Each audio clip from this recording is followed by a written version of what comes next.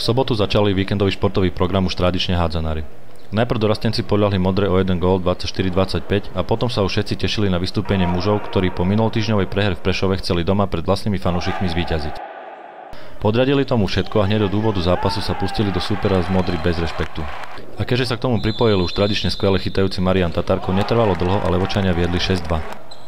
Náskok mohol byť i vyšší a o zápase rozhodnuté už v prvej polovici, no nepremenené rýchle protiútoky a vyložené šance postavili hosti na nohy a do polčasu dokázali stiahnuť na priateľných 11-9 v prospech Levoče.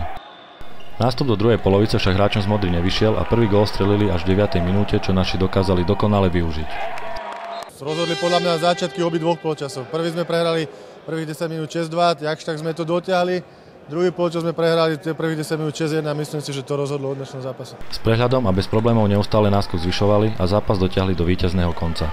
Po záverečnej siréne sa rozdiel medzi obidvoma mužstvami pretavil do konečného výsledku 28-18. Vynikajúci zápas odohral Joško Seman, ktorý zaťažil konto supera 9 gólmi, no k nemu sa pridalo kolektívnym výkonom celé mužstvo a takmer každý sa zapísal do streleckej listiny. Dneska sme sa trapili hlavne so streľbou celý zápas. Ale chcem povedať, že nie je to prvý zápas. V posledných zápasoch veľmi často nám uteká streľba. Trapíme sa s tým a dúfam, že sa to zlepší. Ale napriek tomu sme vyhrali.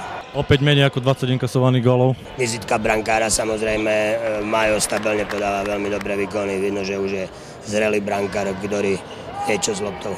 Zápas sledovalo viac než 350 divákov a keďže k dobrej kulise prispeli i fanúšikovia z Modry, je to najlepšia pozvánka na ďalšie stretnutie 6. novembra, kedy privítame nového lídra súťaže zo Šale.